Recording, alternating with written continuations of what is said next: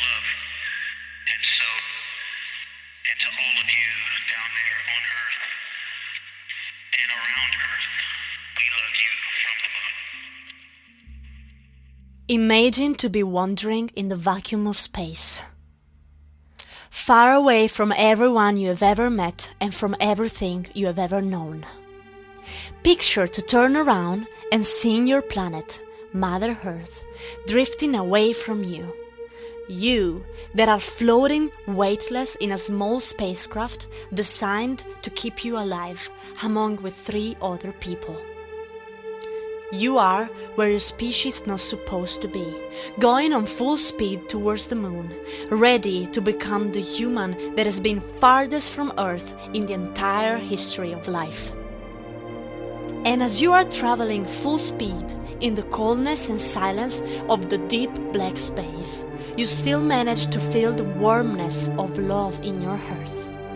You still manage to be strong enough to deliver the most powerful messages of hope that humanity has ever received. You are becoming history itself. This is what the crew of Artemis 2 mission, just landed on Earth, has done. And this is how they have become legendary.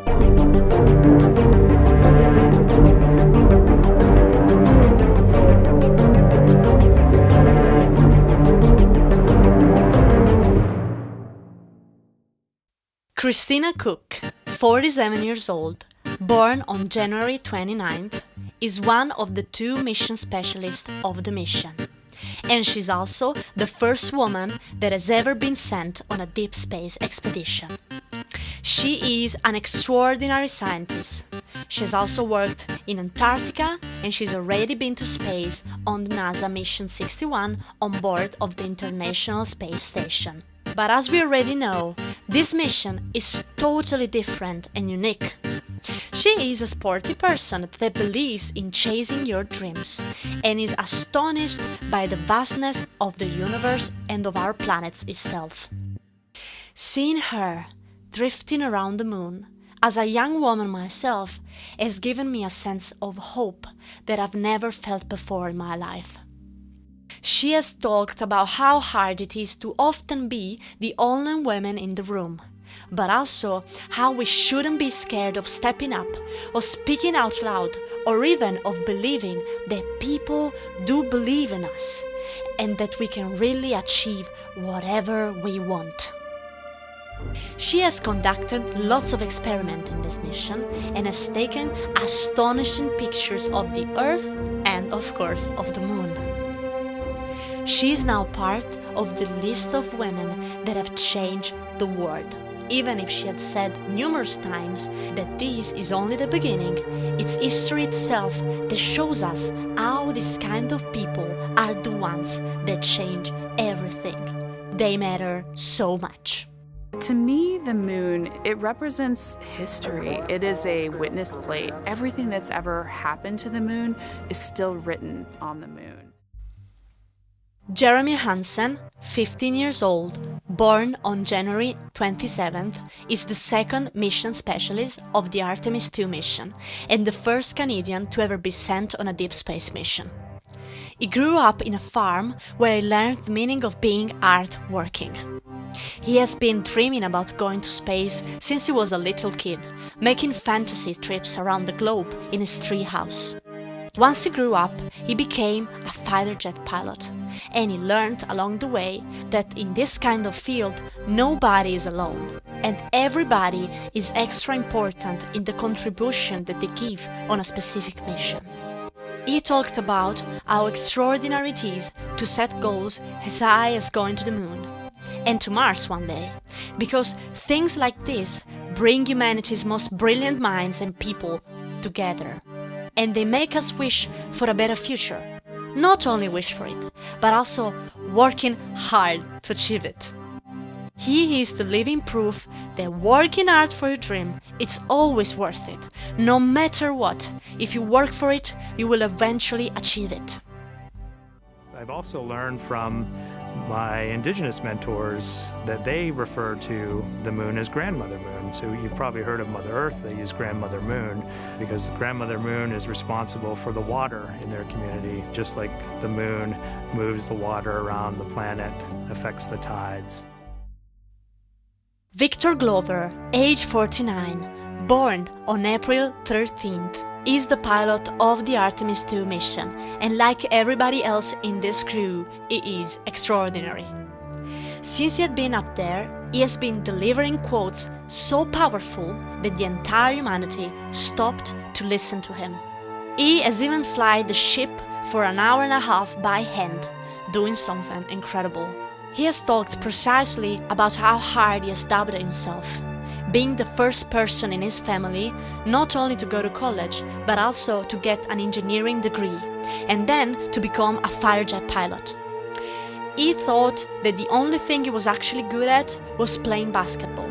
As you can imagine, he was dead wrong. He has started to dream about being an astronaut when the Challenger accident happened, and he had a way to feel on his skin how people felt about astronauts, how important they were. He wanted to be a part of their world so bad that he eventually became one of them. He loves going to church, and you can hear it by the way he talks. He literally is able to change people's life by saying the right thing in the right moment.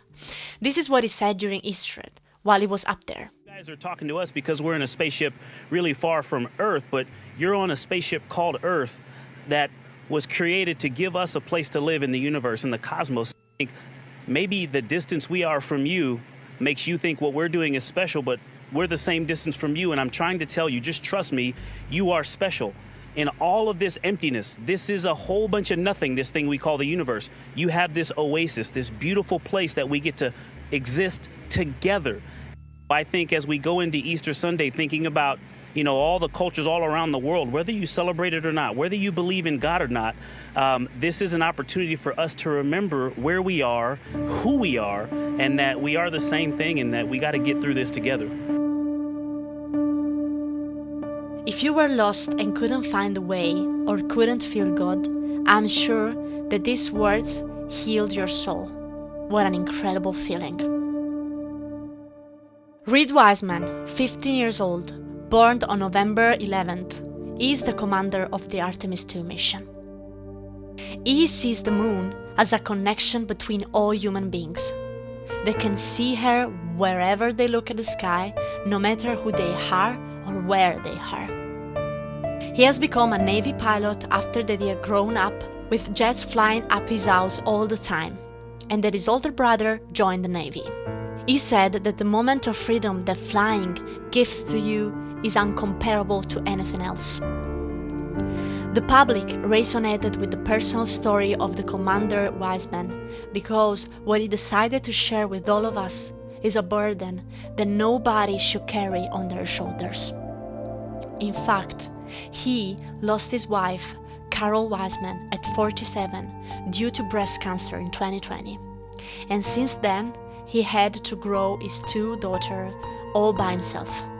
And he has said that that was the biggest challenge he has ever faced. The most touching moment of the mission was when the crew, after seeing the far side of the moon, the one that nobody had ever seen before with naked eyes, proposed to NASA Mission Control Center some names to give to some craters on the moon regolith that they had first observed. They asked if they could name the brightest crater on the moon Carol, in honor of Reed's late wife. And we would like to call it Carol. And you spell that Carroll.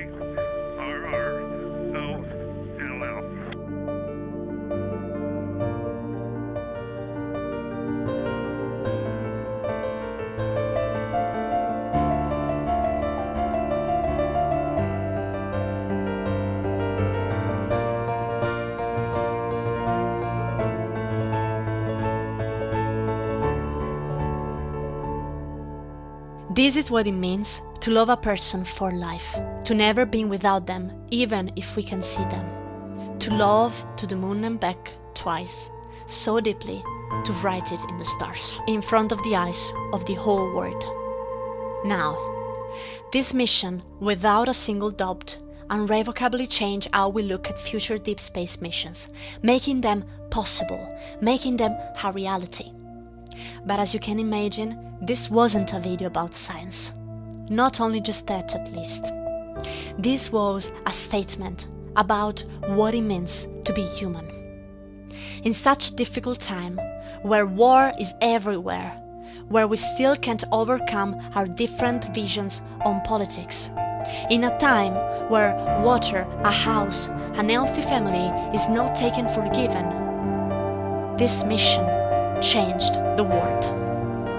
We, for the first time, at least since when I personally was a child, looked at the sky all at once, in total awe, crying, wishing just the best for other human beings.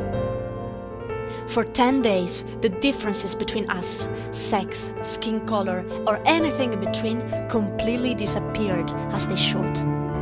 We decided to focus only on the good stuff. We decided to hold our hands, to hug each other. We shared tears for the story of a man who lost the love of his life and decided to honor her in the best way possible. We laughed along with these people. We prayed for them as they were reminding us how special we are. We looked at our planet and thought after a long time, man, this really is heaven. Maybe we should care about it so much more. See, we are special because we can love each other. And pushing through this love, we can change the world in the better for eternity. Thank you to Christina, to Reed, to Jeremy, and to Victor, and to everybody that contributed to this mission for having reminded us that we are alive and that we should really care. Thank you.